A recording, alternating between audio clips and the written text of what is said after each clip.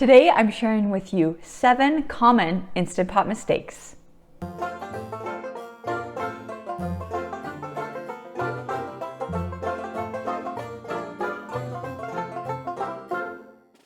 Hi, I'm Karen Peterson and I run the website 365 Days of Slow and Pressure Cooking.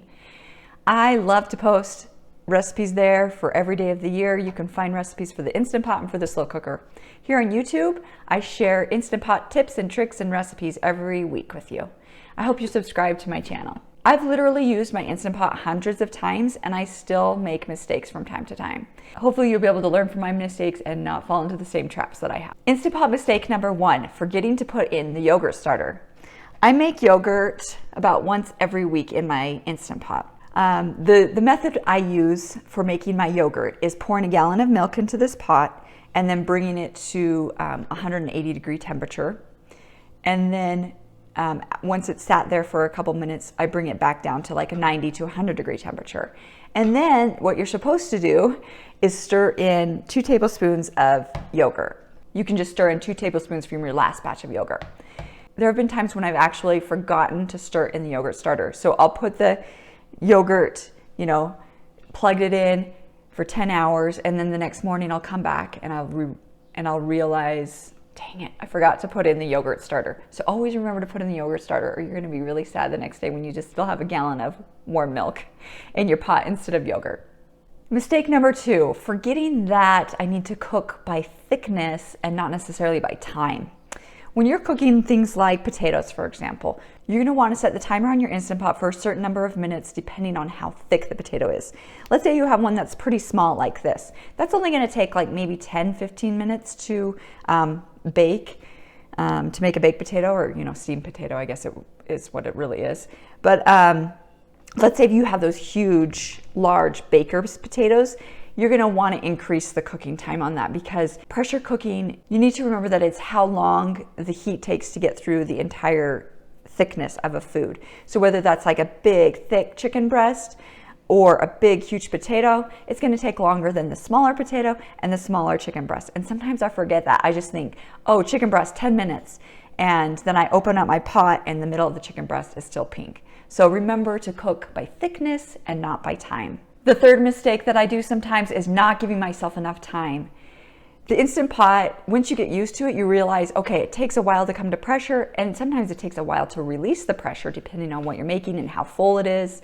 But sometimes I forget this, and so I'll double a recipe. I'll have family coming over for dinner, and I'll double the recipe, and I'll be waiting and waiting and waiting and waiting for the pot to come to pressure. I made some cheeseburger soup the other day, and I doubled the normal recipe. And because the pot was so full, it took a lot longer to come to pressure, and it took a lot of time to release the pressure. And I was kind of like, like going crazy. People are here ready to eat, and my food's not ready. As a newbie, that advice is going to come in handy. Give yourself enough time. Mistake number 4, not natural pressure releasing meats. So if I'm making a pork roast or a beef roast or some type of meat, the best thing that you can do for that meat is let the pressure release naturally. I made a video of what that means if you don't know what natural pressure release is, and I'll put the link right up there. Basically, when you quick release meats, it sucks all that moisture out of the meat and leaves them like really dry and just like you won't even be able to cut it. It's kind of going to be like a big doorstop. So try to natural pressure release meats as much as possible. And that goes back to the last mistake of leaving yourself enough time. Leave yourself enough time to be able to do that. Mistake number 5, not checking my sealing ring before I put the lid on. Sometimes these sealing rings that are in here, you can see them, pop out just a little bit, like maybe the bottom's in there, but the top's not completely in there.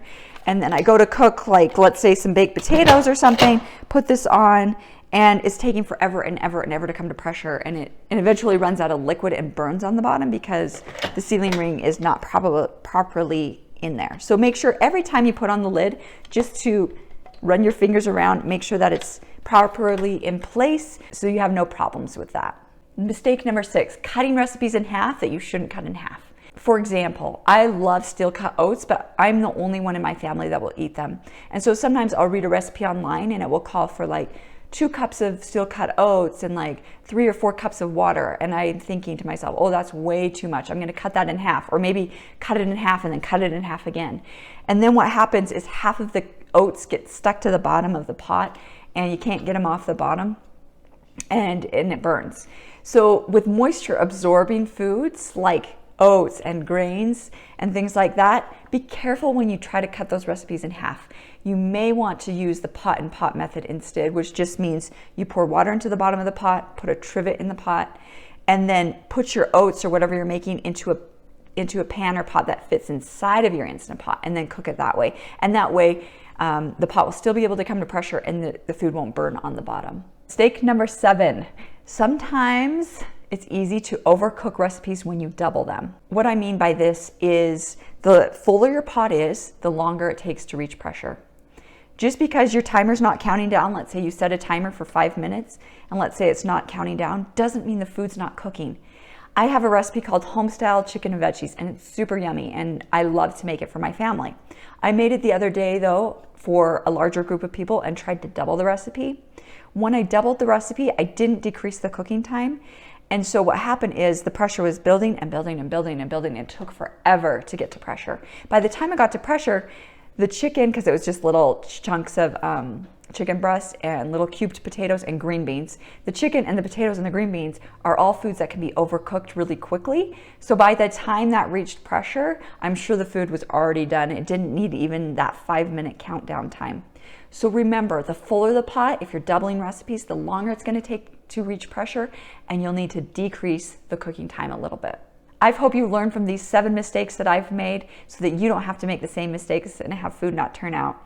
Keep watching my YouTube channel for more tips and tricks about the Instant Pot, and go to my blog, 365daysofcrockpot.com, for lots of Instant Pot stuff, recipes, all of it. I'll put a link up there for you so you can get there. Thanks for watching. We'll see you next week. Bye-bye.